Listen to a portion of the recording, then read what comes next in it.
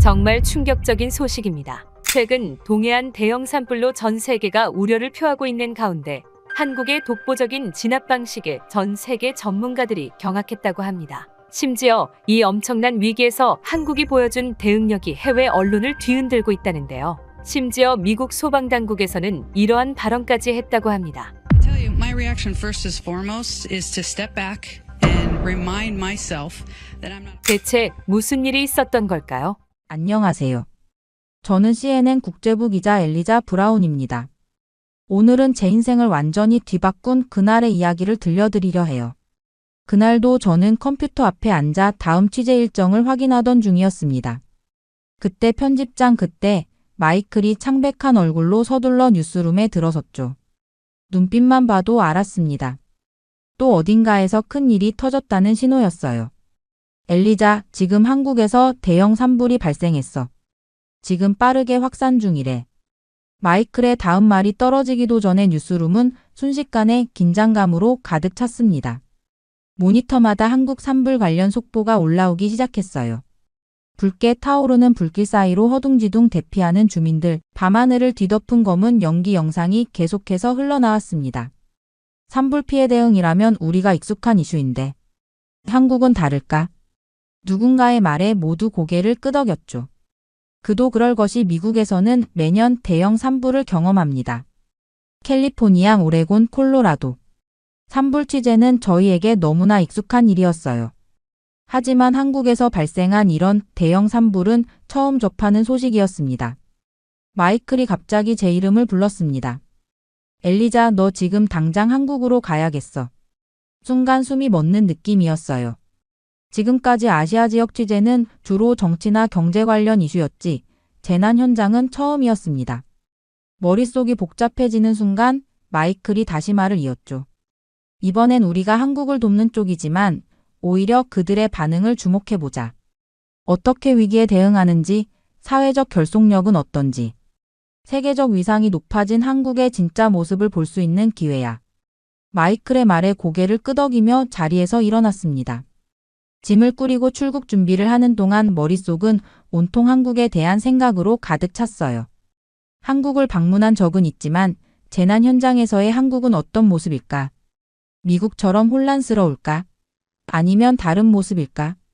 그렇게 출발 2시간 전 마이클이 동행자를 소개했습니다. 아시아 전문 기자 빌러 존슨이었죠. 평소 아시아 국가, 특히 한국에 대해 비판적인 시각을 가진 것으로 유명한 사람이었습니다.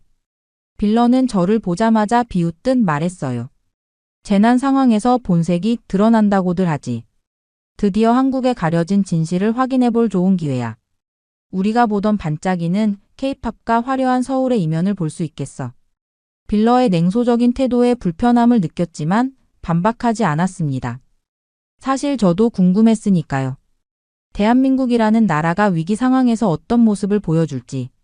비행기에 오르면서 노트북을 열고 한국의 산불 관련 자료들을 검토했습니다. 강릉, 동해 지역의 지리적 특성, 과거 산불 대응 사례, 최근 강원도 지역의 기상 상황까지. 하지만 자료보다 더 마음에 걸린 건 한국에 대한 선입견이었어요. 한국 도착 전부터 과연 선진국처럼 대응할 수 있을까? 라는 시선을 가진 저와 빌러가 과연 공정한 취재를 할 수 있을까 하는 의문이 들었습니다. 인천공항에 도착했을 때는 이미 한국 시간으로 다음날 아침이었어요. 이후 인천에서 산불 피해 지역인 강릉으로 향하는 길은 생각보다 고요했습니다. 도로변에 간간히 보이는 산불 피해 지역. 돕기 현수막과 모금함들이 우리가 가는 방향이 맞다는 것을 알려줬죠. 빌러는 차창 밖을 내다보며 계속 뭔가를 기록하고 있었어요. 아마도 한국 사회의 부정적인 면을 포착하려는 듯 했습니다. 그렇게 열심히 찾아도 안 보일걸요? 운전을 맡은 현지 가이드 정 씨가 미소를 지으며 말했습니다. 우리나라 사람들 이런 때 더 하나가 됐거든요. 빌러는 코웃음을 치며 모든 나라가 재난 앞에서는 그렇게 말아줘라고 대꾸했어요. 저는 그저 침묵했습니다. 직접 눈으로 확인해봐야 할 일이었으니까요. 강릉에 도착했을 때 우리의 예상은 완전히 무너졌습니다. 혼란스러워야 할 그곳에 이상한 질서와 배려, 그리고 조용한 연대가 자리 잡고 있었어요. 대피소 입구에서는 중년 여성 봉사자가 우리를 맞이했습니다. 그녀는 미소를 지으며 차분하게 상황을 설명해 주었죠. 취재하러 오셨군요. 피해 주민분들 인터뷰는 저쪽에서 해주세요. 불편하시지 않게 짧게 부탁드립니다. 다들 많이 지치셨거든요. 봉사자의 말투에는 강요가 아닌 부드러운 안내가 담겨 있었습니다.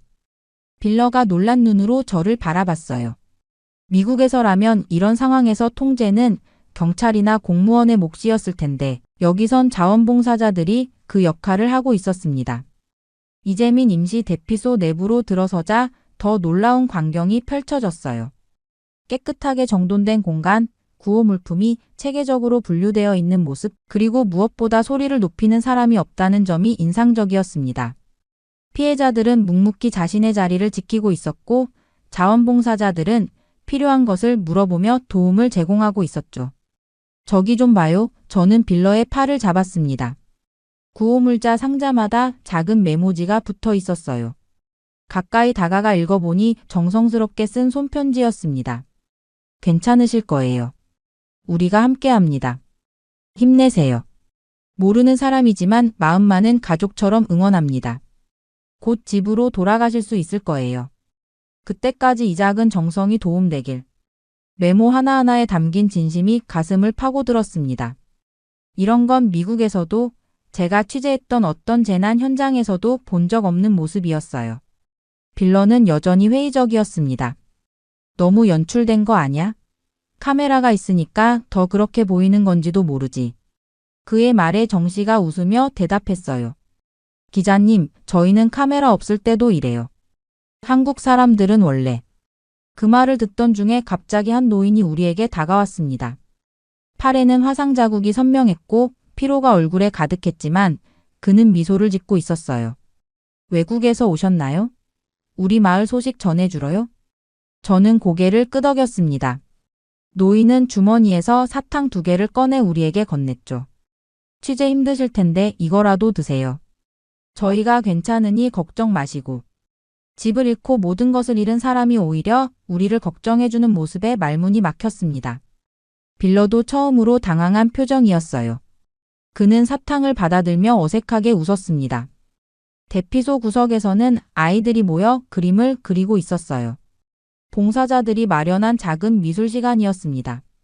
아이들의 얼굴엔 불안함보다는 집중하는 모습이 더 많았죠. 그림 내용이 궁금해 다가가 보니 대부분 우리 동네가 다시 예뻐지는 모습을 그리고 있었어요. 우리 아이들이 희망을 그리고 있어요. 한 어머니가 말했습니다. 어른들보다 더 강해요, 이 아이들은. 저는 조용히 카메라를 들어 이 장면들을 담기 시작했어요. 산불로 모든 것을 잃은 사람들 사이에서 피어나는 희망과 연대의 순간들. 처음 기대했던 혼란과 절망의 현장이 아니라 묘한 평온함과 질서가 느껴지는 공간이었습니다. 빌런은 여전히 비웃고 있었지만 그의 눈빛이 조금씩 변하고 있다는 걸 알아챘어요. 그는 더 이상 문제점을 찾아 헤매지 않고 그저 일어나는 광경을 관찰하고 있었습니다. 해가 저물기 시작할 무렵 우리는 다음 마을로 이동했어요. 차 안에서 빌런은 평소와 달리 조용했습니다. 노트북을 열어 오늘 찍은 사진들을 정리하며 저는 생각했습니다. 이곳에서 우리가 보고 있는 건 단순한 재난 대응이 아니다. 한국 사회의 내면, 그들이 말하는 공동체 정신이 가장 극명하게 드러나는 순간이다. 창밖으로 보이는 숲은 여전히 타고 있었지만 그 불길 속에서도 한국은 무너지지 않고 있었어요. 오히려 더 단단해지고 있었습니다. 저는 조용히 묻습니다. 우리 미국이라면 이런 상황에서 어땠을까? 다음 날 아침 CNN 본사에서 화상회의가 있었습니다. 편집장 마이클은 현장 보고를 들은 후 특별한 요청을 했어요. 엘리자, 한국이 받는 해외 지원 상황도 취재해봐. 특히 한국계 미국인들의 반응이 궁금해. 마이클의 요청은 흥미로웠습니다. 저는 CNN 아카이브를 뒤져 과거 한국 관련 자료들을 찾아보기 시작했죠. 1950년대 한국전쟁, 1960-70년대 빈곤 시절, 그리고 88 올림픽을 기점으로 달라지기 시작한 한국의 모습까지. 불과 반세기 전만 해도 한국은 세계 각국의 원조를 받던 나라였습니다. 홍수, 가뭄, 기근 등 재난이 있을 때마다 미국을 비롯한 국제사회가 한국을 돕던 시절이 있었죠. 시대가 참 바뀌었군요. 저는 호텔 로비에서 아침 식사를 하며 빌러에게 말했어요. 이제는 한국이 세계 곳곳에 원조를 보내는 나라가 됐으니까요. 빌러는 여전히 날카로웠습니다. 그래서 선진국 흉내를 내고 있다는 거야? 아니요, 그런 뜻이 아니라. 말을 채 있기도 전에 휴대폰이 울렸습니다. 서울주재 CNN 특파원 데이비드였어요. 그는 재미 한인회가 대규모 후원을 진행 중이라는 소식을 전해줬습니다. 당장 서울로 올라와 취재할 것을 권했죠. 서울로 향하는 KTX 안에서 저는 노트북을 펼쳐 재미 한인사회 소식을 찾아보았습니다. 놀랍게도 로스앤젤레스, 뉴욕, 시카고 등 미국 전역의 한인 커뮤니티에서 대규모 모금 활동이 진행 중이었어요. 심지어 2-3세 한인들까지 적극적으로 참여하고 있었습니다. 이번 주 동해안 산불 피해자를 위한 후원금이 이미 200만 달러를 넘어섰습니다. 한인 커뮤니티는 물론 미국 현지인들의 참여도 이어지고 있습니다. LA 한인 방송의 뉴스 기사를 읽으며 가슴이 뭉클해졌습니다. 2-3세 한인 청년들의 인터뷰 내용은 더욱 감동적이었어요. 할머니, 할아버지 세대가 미국에 와서 정착할 수 있었던 건 한국전쟁 후 국제사회의 도움이 있었기 때문이라고 배웠어요. 이제 우리가 당신들을 지켜줄 차례입니다. 빌러도 함께 보고 있었습니다. 그의 표정이 미묘하게 변했어요. 흥미롭군. 원조를 받던 나라가 이제는 원조를 주는 나라가 됐죠. 저는 그의 말을 이었습니다. 그리고 그들이 받은 도움을 잊지 않고 있어요. 서울에 도착해 우리는 곧장 강남의 한 호텔로 향했어요. 재미 한인의 대표단이 산불 피해 지원 관련 기자회견을 열고 있었습니다. 회견장은 기자들로 가득 차 있었죠. 저와 빌러도 간신히 자리를 잡았어요. 한인의 대표 박지성 씨 실명과 무관는 차분한 목소리로 말했습니다. 우리는 이미 300만 달러의 후원금을 모았습니다. 이것은 금액의 문제가 아닙니다. 우리 부모님 세대가 받았던 사랑을 돌려드리는 마음입니다. 박 대표의 옆에는 30대로 보이는 젊은 여성이 앉아 있었어요. 그녀는 영어로 자신을 소개했습니다. 시카고에서 태어나 자란 2세 한국계 미국인 변호사라고 했죠. 저는 한국어를 잘 못합니다.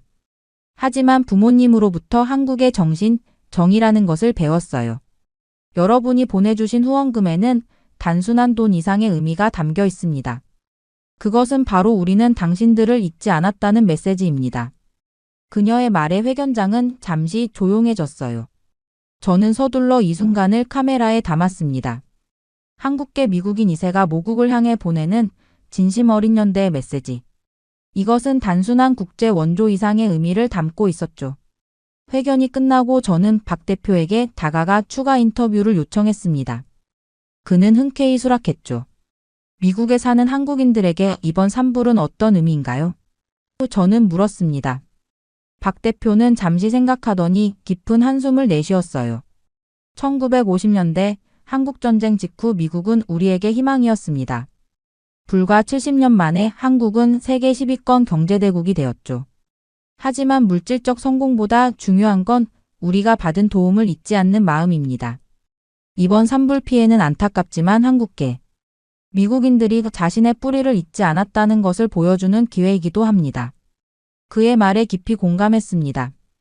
역사적 관점에서 보면 한국은 원조를 받던 나라에서 이제는 원조를 주는 나라로 완전히 바뀌었어요. 더 놀라운 건 그 과정에서 과거의 도움을 잊지 않고 감사함을 간직하고 있다는 점이었습니다. 빌러는 여전히 입가에 냉소적인 미소를 띠고 있었지만 그 강도가 현저히 약해졌어요. 감성파리처럼 들릴 수도 있겠지만 어쨌든 인상적이야. 감성파리가 아니에요, 빌러, 제가 말했습니다. 이건 그들의 진짜 모습이에요. 우리가 처음 기대했던 것과는 전혀 다른. 호텔을 나오면서 저는 CNN 본사에 속보를 전송했습니다. 과거 도움을 받던 나라에서 이제는 성숙하게 도움을 주고 받는 나라로. 한국의 산불 대응과 재미 한인사회 연대. 그리고 이 기사의 마지막에 저는 이렇게 덧붙였어요. 때로는 재난이 한 나라의 진정한 모습을 보여주는 창이 된다. 한국은 그 창을 통해 우리에게 성숙한 글로벌 시민의식을 보여주고 있다. 그렇게 다시 강원도로 향하는 길, 우리는 산불 피해가 가장 심각했던 동해시 인근 마을을 찾았습니다. 도착하자마자 눈에 들어온 건 길가에 늘어선 밥차들이었어요. 자원봉사자들이 피해 주민들과 구호 인력을 위해 따뜻한 식사를 준비하고 있었죠. 저기 좀 봐요, 빌러. 저는 특히 나이 지긋한 어르신들이 앞치마를 두르고 음식을 나눠주는 모습을 가리켰습니다. 저분들도 자원봉사자인가 봐요.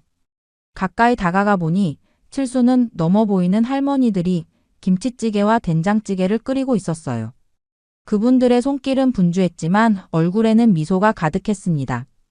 저는 정 씨에게 통역을 부탁했죠.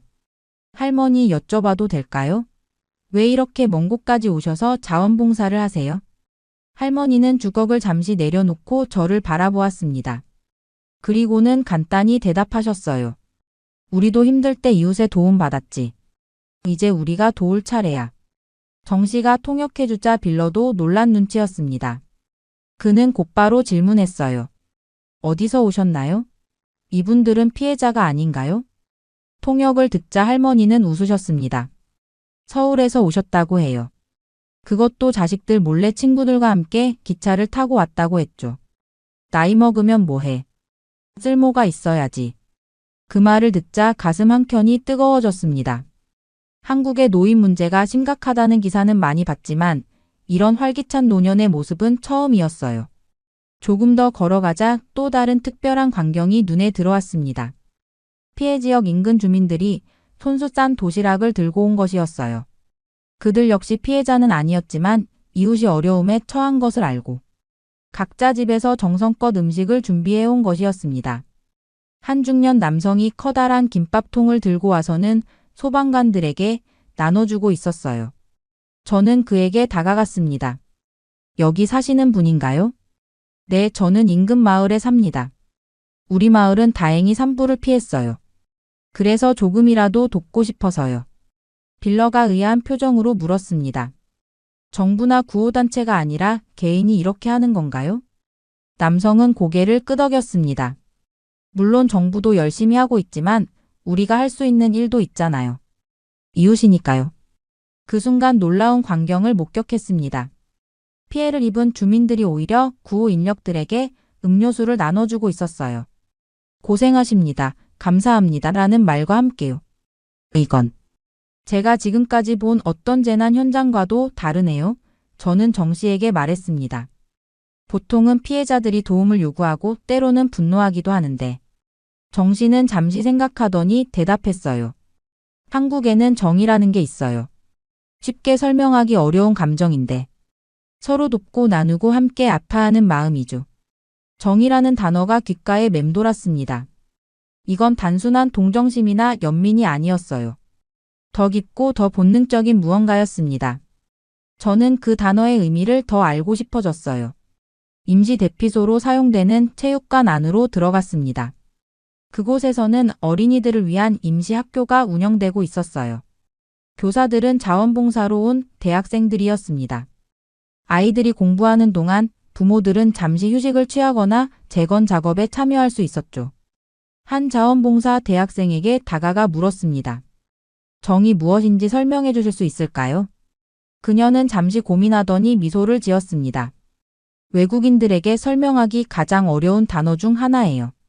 굳이 말하자면 상대방을 나의 일부처럼 여기는 마음, 가족이 아니어도 가족처럼 느끼는 감정이라고 할까요? 빌러가 끼어들었습니다. 그런 건 어느 나라에나 있지 않나요? 공동체 의식이라고 할까? 대학생은 고개를 살짝 흔들었어요. 비슷하지만 조금 달라요. 정은 오랜 시간 함께하면서 생기는 끈끈함이에요. 한국은 오랫동안 어려움을 함께 겪어왔고 그 과정에서 다른 사람의 아픔을 내 아픔처럼 느끼는 법을 배웠어요. 저는 그녀의 말을 녹음하며 깊이 공감했습니다. 이정이라는 감정이 지금 이곳에서 펼쳐지는 모든 현상을 설명해주고 있었어요. 개인의 아픔이 공동체의 아픔이 되고 낯선 이들끼리도 서로를 가족처럼 여기는 문화. 이것이 바로 한국의 재난 대응이 미국과 근본적으로 다른 이유였습니다. 체육관 밖으로 나오자 한 노인이 화상 입은 손으로 조심스럽게 초콜릿을 건네주었어요. 외국에서 온 기자님들 고생이 많지요. 이거라도 드세요. 갑자기 목이 메어왔습니다.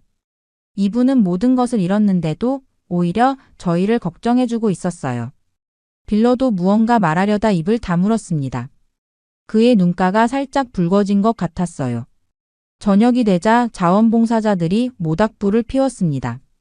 마을 사람들과 봉사자들, 구호 인력들이 함께 모여 이야기를 나누기 시작했죠. 누군가 기타를 꺼내 조용히 노래를 부르기 시작했고 사람들은 그 주위로 모여들었습니다. 모닥불 앞에 앉아 이 풍경을 바라보면서 저는 생각했어요. 미국의 재난 현장에서는 보통 효율적인 구호가 최우선이었습니다. 하지만 이곳에서는 함께함이 더 중요한 가치처럼 느껴졌어요. 물질적 지원만큼이나 정서적 연대가 강조되는 문화. 빌러가 조용히 말했습니다. 그들이 말하는 정. 우리는 이런 단어가 없어. 맞아요, 저는 대답했습니다. 우리는 이런 감정을 표현할 단어가 없어요. 하지만 보세요, 그들은 그것을 살아내고 있어요. 불빛에 비친 서로를 위로하고 격려하는 사람들의 얼굴을 보며 저는 조용히 카메라를 들었습니다. 이것이 바로 제가 세상에 전해야 할 한국의 모습이었어요. 재난 속에서도 무너지지 않는, 오히려 더 깊은 연대를 만들어내는 사람들의 이야기. 그렇게 호텔로 돌아온 저는 오늘 촬영한 영상과 사진을 정리했습니다. 피곤했지만 SNS를 확인하지 않을 수 없었어요. 놀랍게도 한국 산불 관련 해시태그가 전 세계적으로 트렌딩이었습니다. 일본, 미국, 유럽의 네티즌들이 한국의 재난 대응에 놀라움을 표현하고 있었어요. 한국은 왜 이렇게 서로를 챙기는가? 재난 속에서도 질서정연한 한국인들, 이것이 진정한 선진국의 모습 같은 댓글들이 쏟아지고 있었죠. 특히 눈에 띈 건 한국 내 자발적 기부 행렬과 손편지 캠페인이었습니다. 전국의 초등학생들이 피해 지역에 보낸 힘내세요. 우린 함께해요. 그림 엽서가 SNS를 통해 급속도로 퍼지고 있었어요. 심지어 동물 보호를 위한 시민들의 자발적 모금과 구조 활동까지 이어지고 있었습니다. CNN 본사에서 연락이 왔어요. 영상 편집팀이 제가 보낸 자료를 보고 감동했다는 메시지였습니다. 우린 지금 이런 따뜻한 콘텐츠가 필요했어 라는 말과 함께 이 내용을 특집으로 다루고 싶다는 의견이었어요. 빌러와 저는 로비에서 커피를 마시며 다음 취재 계획을 세웠습니다. 그의 표정이 어제와는 다르게 생각에 잠긴 모습이었어요. 이상하게도 내가 예상했던 것과 완전히 달라.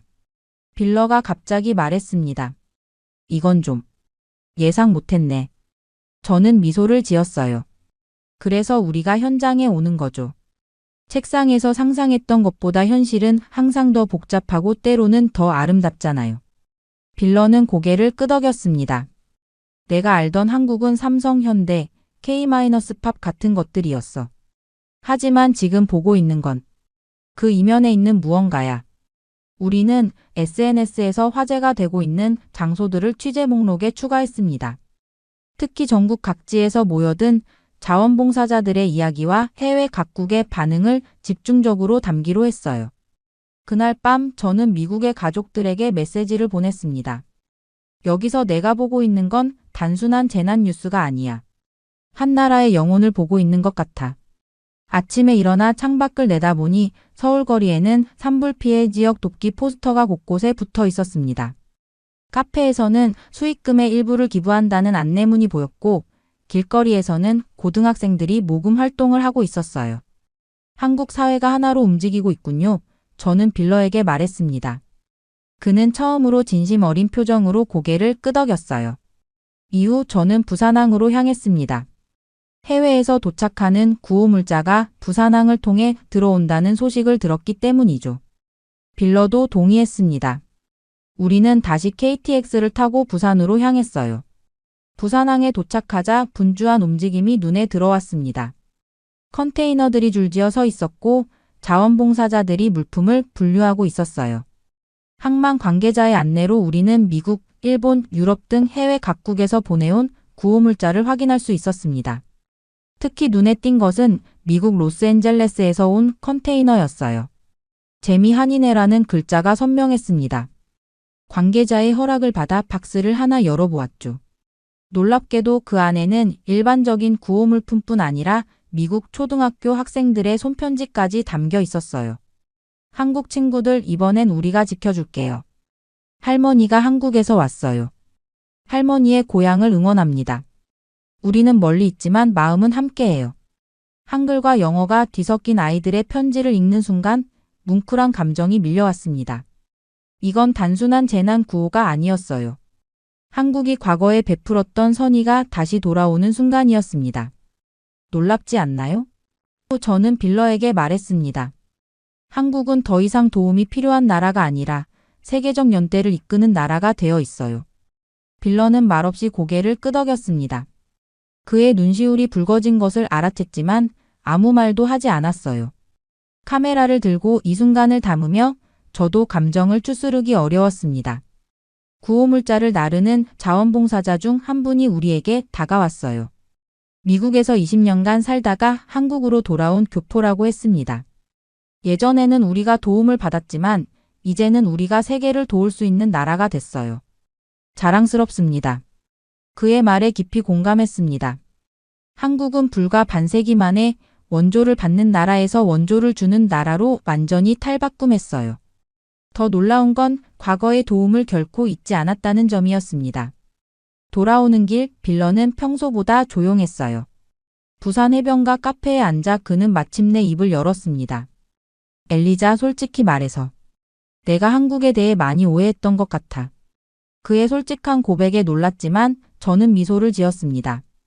가끔은 우리 기자들도 선입견을 가지고 있다는 것을 인정하는 용기가 필요하니까요. 그렇게 서울로 복귀한 다음 날 놀라운 일이 벌어졌습니다. 빌러가 먼저 제게 인터뷰를 요청한 거예요. 그는 CNN 특집 보도에 자신의 생각도 담고 싶다고 했습니다. 무슨 내용을 얘기하고 싶은데요?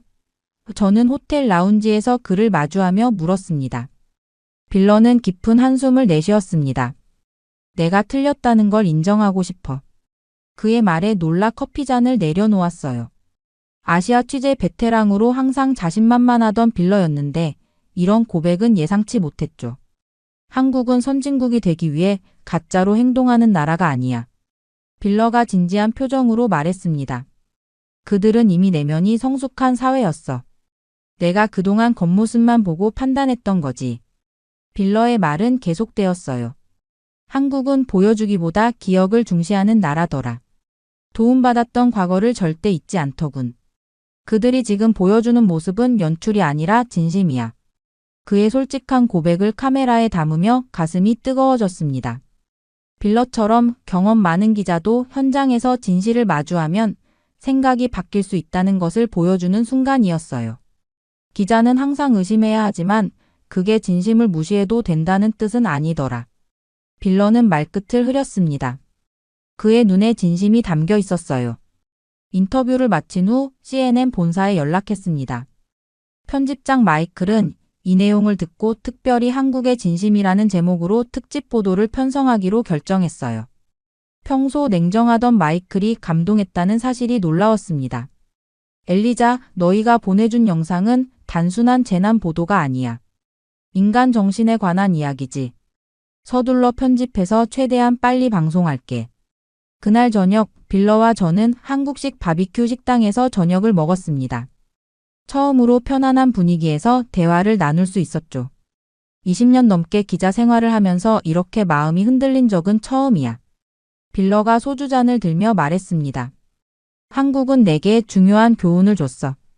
눈에 보이는 것만이 전부가 아니라는 걸. 저는 그에게 건배를 제안했어요. 진실을 인정할 줄 아는 용기에 건배합시다. 그렇게 취재 마지막 날, 저는 혼자 다시 산불 피해 지역을 찾았습니다. 이제는 조금 다른 눈으로 한국을 바라보고 싶었어요. 빌러는 서울에 남아 최종 보도 자료를 정리하기로 했죠. 강릉으로 향하는 차 안에서 창밖 풍경을 바라보며 지난 며칠을 되새겨 봤습니다. 제가 한국에 대해 얼마나 모르고 있었는지, 그리고 얼마나 많은 것을 배웠는지 깨달았어요. 피해 지역에 도착하자 일주일 전과는 다른 모습이 펼쳐졌습니다. 재건 작업이 시작되어 곳곳에서 망치 소리가 들렸어요. 자원봉사자들의 손길은 여전했고 서로 돕는 모습도 변함없었습니다. 마을 중심에 있는 작은 시장통을 걷다가 한 구멍가게 앞에서 발걸음을 멈췄어요. 주인으로 보이는 아주머니가 가게 앞을 쓸고 있었습니다. 기자 아가씨 아니에요? 아주머니가 반갑게 물었습니다. 제가 지난번에 취재 왔던 걸 기억하시는 모양이었어요. 네, 마지막 취재를 위해 다시 왔습니다. 제가 대답했어요. 아주머니는 저를 가게 안으로 안내했습니다. 따뜻한 차 한 잔을 내어주시며 말씀하셨죠. 미국 사람들에게 우리 이야기 잘 전해주세요. 우리가 어려움을 겪고 있지만 그래도 함께하면 이겨낼 수 있다고요. 저는 고개를 끄덕이며 물었습니다. 한국이 이렇게 빨리 회복되는 비결이 뭐라고 생각하세요? 아주머니는 잠시 생각하더니 미소를 지으셨어요. 나라가 잘 살면 뭐해요? 마음이 살아있어야 진짜 잘 사는 거지. 그 순간 지난 일주일간 제가 느꼈던 모든 감정이 하나로 모아지는 듯 했습니다. 아주머니의 말씀은 제가 찾던 마지막 퍼즐 조각이었어요. 가게를 나와 마을을 돌아보며 마지막 영상 촬영을 했습니다. 서로를 격려하고 보듬고 함께 일어서는 사람들의 모습. 그 속에서 진정한 선진국의 의미를 발견했어요. 호텔로 돌아와 마지막 기사를 작성했습니다. 마지막 문장을 쓰며 저는 이번 취재가 제 인생을 바꾸는 경험이 되었음을 깨달았어요. 나는 선진국의 시스템을 보러 왔다. 그런데 결국 내가 만난 건 선진국의 마음이었다. 인천공항으로 가는 길 빌러에게 전화가 왔습니다. CNN 본사에서 우리의 특집 보도가 큰 반향을 일으키고 있다는 소식이었어요. 시청자들이 한국의 이야기에 감동받아 응원 메시지를 보내고 있다고 했죠. 비행기 안에서 창밖을 바라보며 생각했습니다. 이제 한국은 제게 단순한 취재 대상이 아니었어요. 저의 세계관을 바꾼 소중한 경험이 되었죠. 노트북을 열어 CNN의 원고를 마지막으로 점검했습니다. 한국의 진심이라는 제목 아래 산불피해 속에서도 무너지지 않은 한 나라의 영혼에 대한 이야기가 곧 전 세계로 퍼져나갈 거예요. 비행기가 서서히 고도를 높이는 동안 저는 다음 취재에서 또 어떤 새로운 시선을 배우게 될지 기대하며 눈을 감았습니다. 정말 충격적인 일이 일어났습니다. 미국의 유명 과학고등학교에서 생긴 전례 없는 대회에 뉴욕이 발칵 뒤집어졌다고 합니다. 놀라운 건 이 모든 것이 한국인 여학생 때문에 일어났다는 점인데요. 심지어 이 대회를 지켜보던 한 교사는 폭탄 발언을 했다고 합니다. And a mortgage rate significantly increases the monthly payment, especially for low and moderate income. 대체 무슨 일이 있었던 걸까요? 안녕하세요. 제 이름은 아멜리아 윈스턴입니다. 뉴욕 최고의 과학고등학교인 스튜번트에 재학 중이죠. 친구들은 저를 천재라고 불렀어요. 당연한 일이었습니다. 저는 언제나 최고였습니다. 단 한 번도 수학에서 밀린 적이 없었죠. 물론 학교에는 몇몇 아시아 학생들이 있었지만 저는 그들을 크게 신경 쓰지 않았어요. 많은 이들이 동양인들이 수학에 강하다고 하지만 저를 꺾은 친구는 한 명도 볼 수 없었으니까요. 솔직히 말하면 그럴 수가 없죠. 동양인 학생들은 대부분이 조용하고 자기들끼리만 어울렸거든요. 게다가 게을렀습니다. 숙제 검사를 할 때면 제대로 해오지도 못하고 말도 제대로 못하더라고요. 저런 애들이 어떻게 우리 같은 명문 고등학교에 들어올 수 있었는지 솔직히 좀 짜증이 날 때도 있었습니다. 이뿐만이 아니에요. 저희 동네에 있는 아시아 가게들은 항상 지저분했고 영어도 제대로 못하는 사람들이 운영했습니다. 그런 모습을 볼 때마다 그들이 어떻게 미국에서 살아가는지 의문이었어요. 게으르고 가난한 이민자들, 그게 제가 아시아인들에 대해 가진 이미지였죠. 이런 모습들을 보면 백인 우월주의라는 말이 괜히 나온 건 아닌 것 같습니다. 역사적으로 봐도 위대한 학자들은 대부분이 백인이었으니까요. 한국의 위인? 글쎄요. 솔직히 들어본 적도 없는 것 같네요.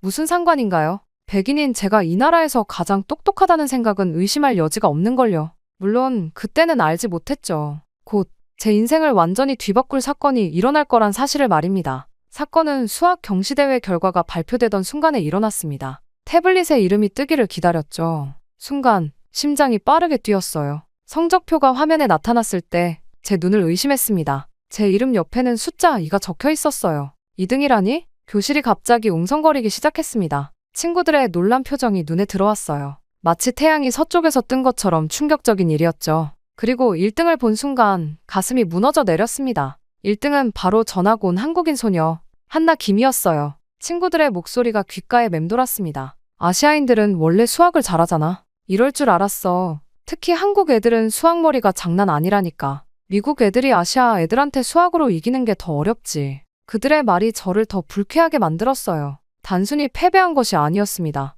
동양인에게 졌다는 사실이 저를 분노하게 만들었죠. 가난하고 게으르다고 생각했던 그들 중 한 명에게 말이에요. 순간 강렬한 열기가 얼굴을 타고 올라왔습니다. 손바닥에 손톱이 파고들었어요. 저는 한나를 향해 고개를 돌렸습니다. 그 순간 한나와 눈이 마주쳤죠. 한나는 차분했어요. 승리의 기쁨을 드러내지 않았습니다. 오히려 수줍은 미소를 지었죠. 그 모습이 저를 더 화나게 만들었습니다. 이건 실력이 아니라 운이었을 거라고 마음속으로 생각했어요. 아니면 커닝을 했을지도 모른다고요. 그렇게 믿고 싶었습니다. 의자를 밀고 일어섰어요. 교실이 순식간에 조용해졌습니다. 모든 시선이 저에게 향했죠. 한나에게 다가갔어요. 심장이 빠르게 뛰었습니다. 머릿속은 혼란스러웠지만 목소리는 단호했어요. 한나에게 다시 한번 실력을 겨뤄보자고 했습니다. 말이 입에서 튀어나온 순간 교실은 완전히 침묵에 빠졌어요. 친구들의 놀란 얼굴이 보였습니다. 선생님이 저희 쪽으로 성큼성큼 걸어왔죠. 선생님이 무슨 일인지 물었을 때 저는 한나와 실력을 다시 겨뤄보고 싶다고 대답했어요. 한 번의 시험으로 진짜 실력을 알 수 없다고 했죠. 선생님은 잠시 생각하더니 고개를 끄덕였습니다. 두 사람에게 특별 문제를 내주겠다고 했어요. 선생님은 칠판으로 걸어가 복잡한 수식을 적었습니다. 교실 전체가 숨죽이며 지켜봤어요. 진짜 승자가 가려지는 순간이었죠. 한나는 차분했습니다. 연필을 들고 고민하는 기색도 없이 문제를 풀어나갔어요. 저는 손이 떨렸죠. 집중하려고 눈을 감았습니다. 심호흡을 했어요. 문제를 보는 순간 머릿속이 하얘졌습니다. 이렇게 어려운 문제는 처음이었어요. 그리고 5분이 지났을 때 한나가 연필을 내려놓았습니다. 저는 아직 풀이 과정의 절반도 끝내지 못했어요. 선생님이 한나의 답안을 확인했습니다. 정답이라고 했죠. 교실이 다시 웅성거렸어요. 그 누구도 풀지 못했던 고난도 문제였습니다. 오직 한나만이 정답을 맞췄어요. 순간 교실이 조용해졌죠. 모두의 시선이 저에게 향했습니다. 순간 제 세계가 무너져 내리는 느낌이었습니다. 어떻게 저보다 뛰어난 사람이 있을 수 있죠? 특히 가난하고 게으르다고 생각했던 동양인이? 감정이 복잡하게 뒤엉켰어요. 분노, 충격, 부끄러움이 한꺼번에 밀려왔습니다. 한나가 저에게 다가와 손을 내밀었어요. 좋은 경쟁이었다는 말과 함께요. 한나의 목소리는 부드럽고 친절했습니다. 그 순간 부끄러움이 더 커졌어요. 하지만 자존심이 저를 붙잡았죠. 한나의 손을 무시하고 자리로 돌아갔습니다. 그날 집으로 돌아오는 길, 머릿속은 복잡했어요. 어떻게 이럴 수 있을까요? 저는 언제나 최고였습니다. 그런데 이제는 최고가 아니었죠. 처음으로 패배의 쓴맛을 보았어요. 더 괴로운 건 그 상대가 한국에서 온 소녀라는 사실이었습니다. 다음 날 학교에 도착했을 때 저는 여전히 분노에 차 있었습니다. 복도에서 친구들이 저를 보며 수군거리는 소리가 들렸어요. 모두가 제가 한나에게 패배한 사실을 알고 있었죠. 자존심이 크게 상했습니다. 수업 시간에 저는 계속 한나를 주시했어요. 그녀의 모든 행동이 눈에 거슬렸습니다. 필기하는 방식, 질문에 답하는 순간의 자신감, 심지어 점심시간에 혼자 앉아 책을 읽는 모습까지도요. 저는 스스로에게 계속 말했죠. 나는 백인이야. 우리는 이 나라에서 가장 똑똑한 사람들이야. 그렇게 제 자신을 합리화하려 했습니다. 하지만 마음 깊은 곳에서는 의문이 들었어요. 내가 틀린 걸까? 인종이 정말 지능을 결정하는 걸까? 한나를 미워했습니다. 아니, 그럴 수밖에 없었어요. 그녀가 제 세계관을 무너뜨렸으니까요. 하지만 일주일이 지나고 2주가 지나면서 저는 한나가 단순한 천재가 아니라는 것을 발견했습니다. 수업이 끝나면 그녀는 언제나 도서관에 남아 공부했어요. 어려운 문제를 만나면 포기하지 않고 여러 방법으로 접근했죠. 그녀는 노력하는 사람이었습니다. 그러던 어느 날 오후, 저는 집으로 가는 길에 작은 샌드위치 가게를 지나가게 되었어요. 문득 안을 들여다봤을 때 의외의 광경을 보았습니다. 한나가 카운터 뒤에서 앞치마를 하고 서 있었어요. 그녀는 주문을 받으면서 동시에 가게 한쪽 구석에 놓인 책상에서 수학 문제를 풀고 있었습니다. 호기심에 가게 안으로 들어갔어요. 구석에서 나이든 여성이 기침을 하며 빵을 굽고 있었습니다. 한나의 어머니였어요. 그녀는 분명 몸이 좋지 않아 보였지만 쉬지 않고 일하고 있었죠. 한나는 저를 보고 잠시 놀란 표정을 지었습니다. 하지만 곧 미소를 지으며 주문을 받으려 했어요. 저는 아무것도 주문하지 않고 그냥 그들을 지켜봤습니다. 한나는 손님을 응대하고 계산하고 틈틈이 수학 문제를 풀었어요. 그녀에게 공부는 사치가 아니었습니다. 생존이었어요. 그 순간 저는 깨달았습니다. 한나는 단순히 수학을 잘하는 게 아니라 생존을 위해 수학을 하고 있었어요. 그녀에게 1등은 단순한 성취가 아니라 미래를 위한 희망이었죠. 부끄러움이 밀려왔습니다. 제가 얼마나 특권 속에서 살아왔는지 깨달았어요. 저는 항상 좋은 환경에서 공부했고 원하는 것은 무엇이든 가질 수 있었죠. 하지만 한나는 그런 환경에서도 저보다 뛰어났습니다. 그렇게 샌드위치 가게에서의 경험은 제 마음에 큰 변화를 가져왔습니다. 한나에 대한 호기심이 생겼어요. 그녀가 어떻게 그렇게 뛰어난 실력을 갖게 되었는지 알고 싶었죠.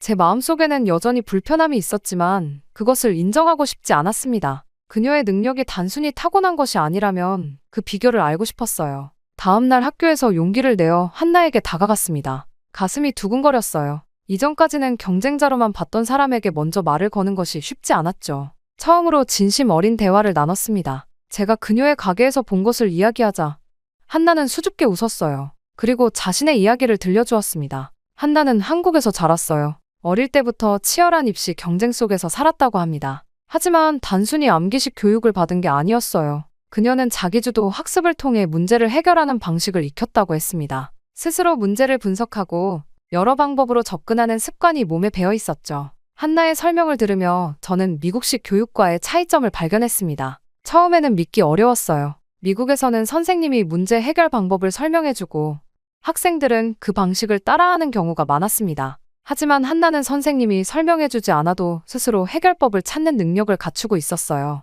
이것이 제가 그녀를 이길 수 없었던 이유였을까요? 저는 혼란스러웠지만 동시에 호기심이 커졌습니다. 집에 돌아와 부모님께 한나의 이야기를 전했어요. 마음속 깊은 곳에서는 여전히 인정하기 싫었지만 그녀의 방식에서 배울 점이 있다고 느꼈습니다. 놀랍게도 부모님은 큰 관심을 보이셨어요. 특히 아버지는 교육 분야에 관심이 많으셨죠. 그래서 그런지 한나의 학습 방식에 매료되셨습니다. 저녁 식사 시간에 아버지가 물으셨어요. 도대체 한국에서는 어떻게 교육을 받길래 저렇게 스스로 공부를 잘하지? 이 질문을 시작으로 우리 가족은 한국 교육에 대해 더 알아보기 시작했습니다. 인터넷으로 자료를 찾아보고 한인 커뮤니티의 강연에도 참석했어요. 처음에는 단순한 호기심이었지만 점점 더 한국의 교육 시스템과 문화에 진정한 관심이 생겼습니다. 그리고 제 마음속에는 불편한 감정이 서서히 존경심으로 바뀌기 시작했어요. 용기를 내어 한나의 가족을 저희 집에 초대했습니다. 처음에는 어색했어요. 제가 한나를 미워했던 것이 부끄러웠죠.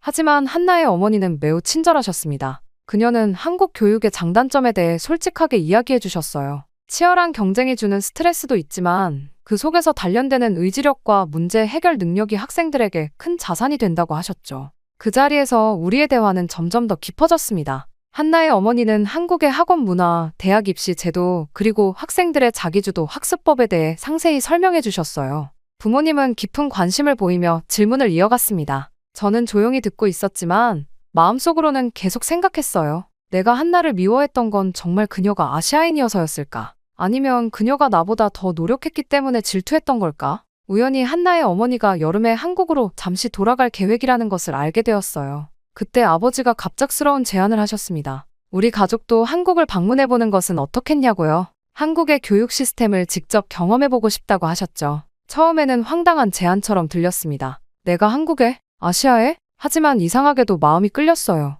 이것이 제 편견을 완전히 깰 수 있는 기회라고 느꼈습니다. 한나가 자란 환경을 직접 보고 싶었죠. 그래서 저는 부모님의 제안을 적극 지지했어요. 한나와 그녀의 어머니는 우리의 제안에 기뻐했습니다. 그리고 여러 차례 만남 끝에 결국 우리 가족은 한나 가족과 함께 한국을 방문하기로 결정했어요. 이후 도착한 인천공항에서 비행기에서 내리는 순간부터 모든 것이 새로웠습니다. 인천국제공항은 제가 상상했던 것과 완전히 달랐어요. 깨끗하고 현대적인 디자인, 효율적인 시스템이 눈에 띄었죠. 하지만 이건 시작에 불과했습니다. 공항에서 서울로 향하는 길, 창밖으로 보이는 풍경이 점점 도시화되어 갔어요. 저는 한국이 전통적인 건물들과 오래된 시장이 많은 나라일 거라고 생각했습니다. 영화에서 본 아시아의 모습을 떠올렸죠. 하지만 서울은 제 예상을 완전히 뒤엎었어요. 호텔에 짐을 풀고 한나와 함께 첫 탐험에 나섰습니다. 한나는 자랑스럽게 자신의 고향을 소개했어요. 거리마다 선명한 네온사인과 대형 스크린이 가득했습니다. 사람들은 모두 최신 스마트폰을 들고 있었고 카페마다 사람들이 노트북으로 작업하고 있었어요. 여기는 세계에서 가장 빠른 인터넷이 있어. 한나가 말했습니다. 어디서든 무료 와이파이를 찾을 수 있고 다운로드 속도도 엄청 빨라. 저는 믿기 힘들었어요. 아시아 국가가 이렇게 기술적으로 발전했다고는 생각하지 못했죠. 쇼핑몰을 방문했을 때는 더 놀랐습니다. 최첨단 기술을 활용한 매장들, 로봇 안내원, 디지털 피팅룸까지 있었어요. 이건 분명 뉴욕보다 더 발전된 모습이었습니다. 가장 충격적이었던 것은 서울 지하철이었어요. 깨끗하고 조용했으며 정확한 시간에 도착했죠. 플랫폼에는 안전 유리문이 설치되어 있었고 내부는 냉방이 완벽했습니다. 디지털 안내 시스템은 다국어를 지원했고 와이파이도 끊김없이 연결됐어요. 이건 뉴욕보다 더 발전된 도시잖아. 아버지가 놀라움을 감추지 못하며 말씀하셨습니다. 저도 같은 생각이었어요. 뉴욕 지하철은 지저분하고 종종 지연되었죠. 하지만 서울 지하철은 마치 미래에서 온 것 같았습니다. 거리를 걸으며 또 다른 놀라운 점을 발견했어요. 쓰레기통을 찾기 어려웠음에도 거리는 놀라울 정도로 깨끗했습니다.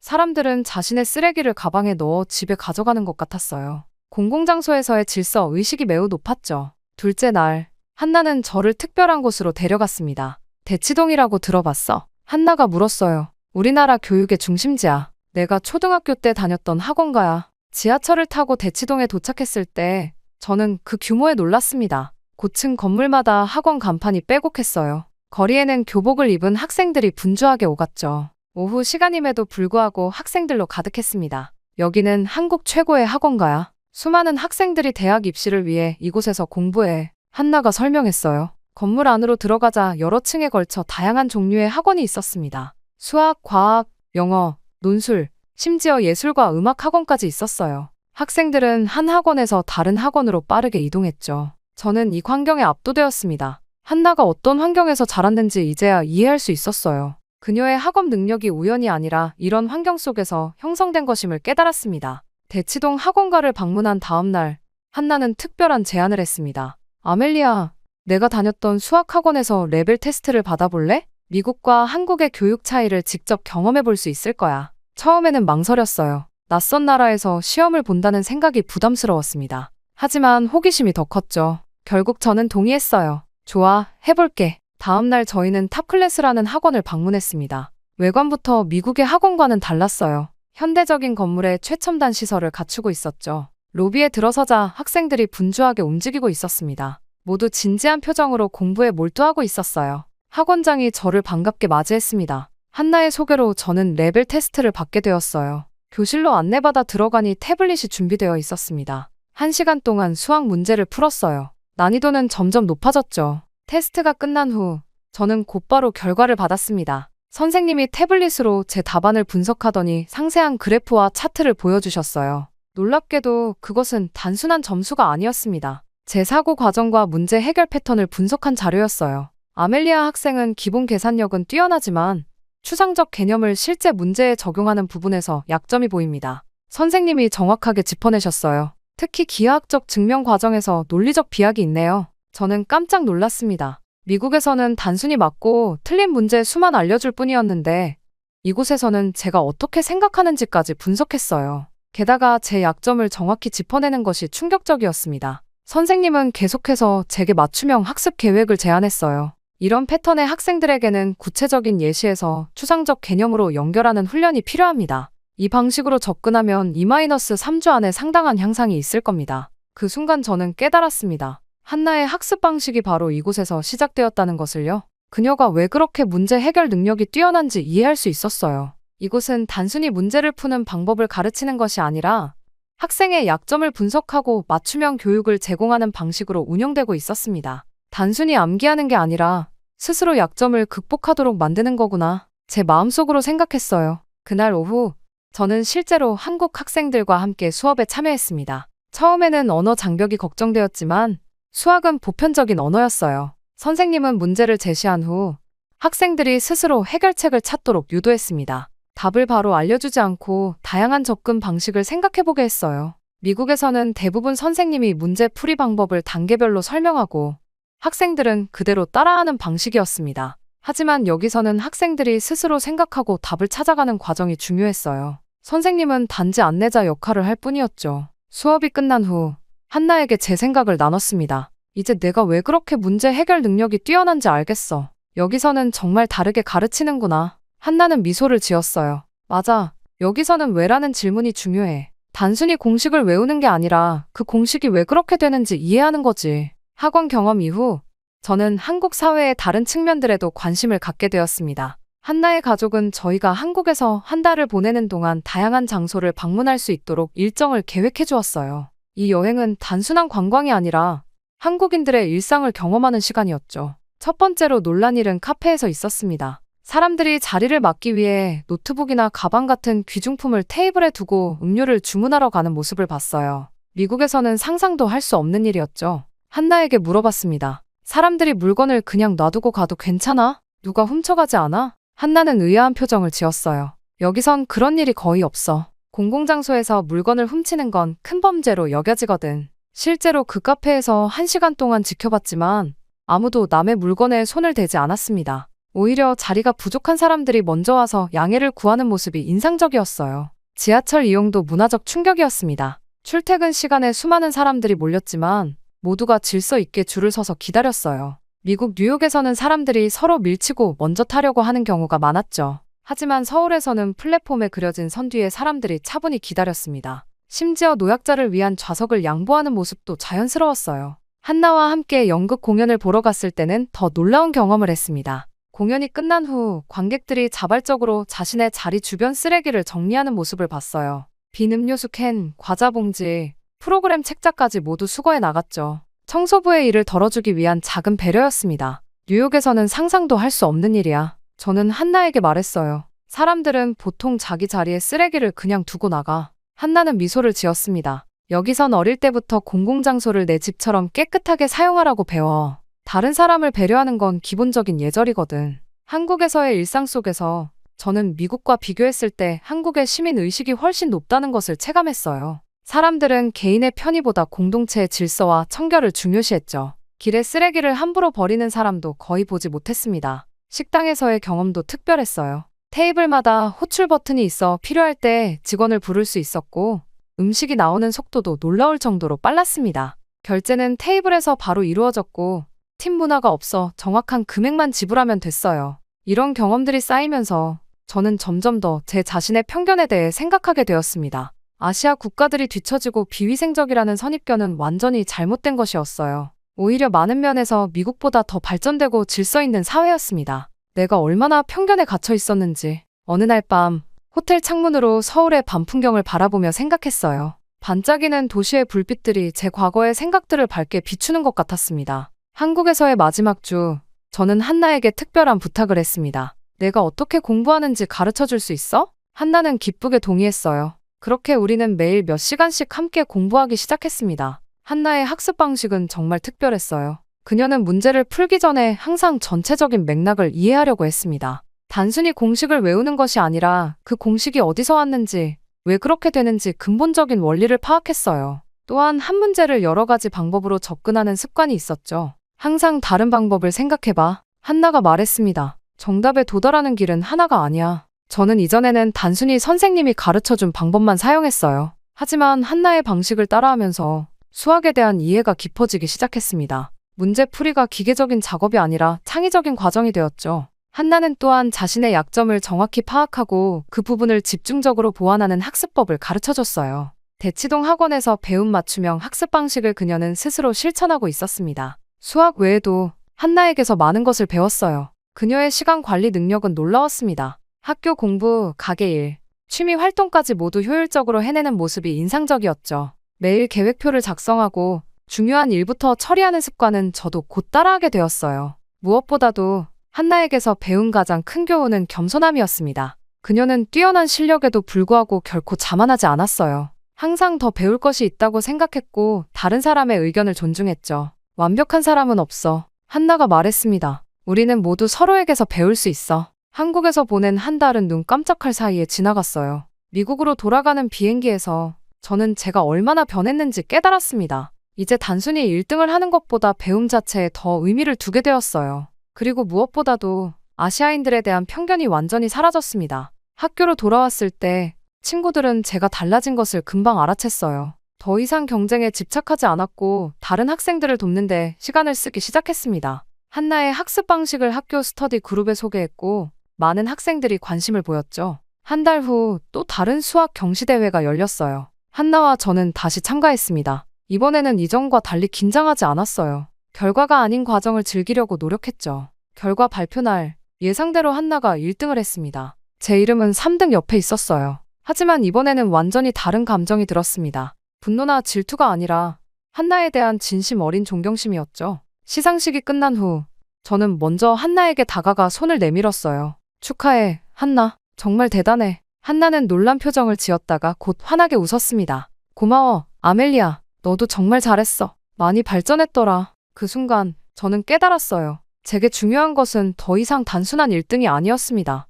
자신이 얼마나 성장했는지, 얼마나 많은 것을 배웠는지가 더 가치 있었죠. 한나와의 경쟁은 이제 서로를 높이는 동반자적인 관계로 바뀌었습니다. 경시대회 이후 저는 진지하게 제 미래에 대해 생각하기 시작했습니다. 고등학교 졸업이 1년 앞으로 다가왔고 대학 지원을 준비해야 할 시간이었어요. 이전에는 당연히 아이비리그 진학을 목표로 했지만 한국에서의 경험은 제 시야를 넓혀주었습니다. 어느 저녁 가족 식사 시간에 용기를 내어 말했어요. 나 한국에서 대학 다니고 싶어. 부모님은 당황한 표정으로 저를 바라보셨습니다. 아버지가 먼저 말씀하셨어요. 아멜리아, 그게 무슨 뜻이니? 한국 대학을 말하는 거야? 저는 고개를 끄덕였습니다. 서울대학교나 연세대학교 같은 학교에 지원해보고 싶어요. 특히 수학과나 컴퓨터 공학 쪽으로요. 어머니는 걱정스러운 표정을 지으셨어요. 언어는 어떻게 할 거니? 한국어로 수업을 들을 수 있겠어? 요즘은 영어 트랙 과정이 많이 있어요. 그리고 한국어도 배울 거예요. 이미 한나에게 기초를 배우기 시작했어요.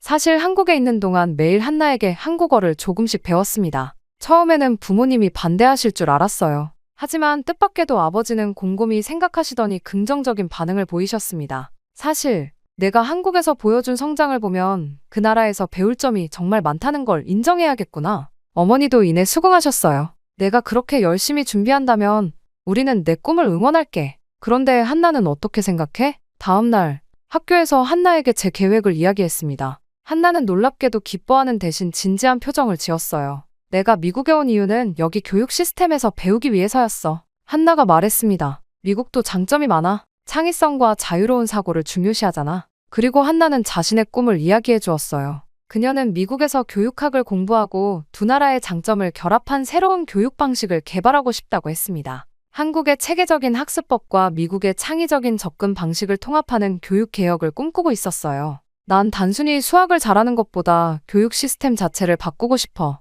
한나가 말했습니다. 모든 학생들이 자신의 잠재력을 최대한 발휘할 수 있도록 말이야. 그 순간 저는 한나를 새롭게 보게 되었어요. 그녀는 더 이상 제 경쟁자가 아니었습니다. 그녀는 단순한 수학 천재가 아니라 삶을 바꾸는 사람이 되고자 했어요. 그리고 저는 그런 한나와 함께 걸어가고 싶었습니다. 우리가 서로 다른 길을 가더라도 같은 목표를 향해 나아갈 수 있을 거야. 제가 말했어요. 나는 한국에서, 너는 미국에서 배우면서 서로의 경험을 나눌 수 있어. 한나는 환하게 웃었습니다. 그럼 우리는 국제적인 교육 개혁 파트너네. 그렇게 저와 한나는 서로의 꿈을 응원하기로 했어요. 저는 한국 대학 입시를 준비하기 시작했고, 한나는 자신만의 교육 철학을 발전시켜 나갔습니다. 우리의 여정은 이제 막 시작되었어요. 지금 저는 한국어 공부에 열중하고 있습니다. 한나는 매주 화상 통화로 저에게 한국어를 가르쳐줘요. 부모님도 적극적으로 지원해 주십니다. 아버지는 심지어 회사에 한국 지사 설립을 제안하셨다고 해요. 그렇게 되면 가족 모두가 함께 한국에서 시간을 보낼 수도 있을 거예요.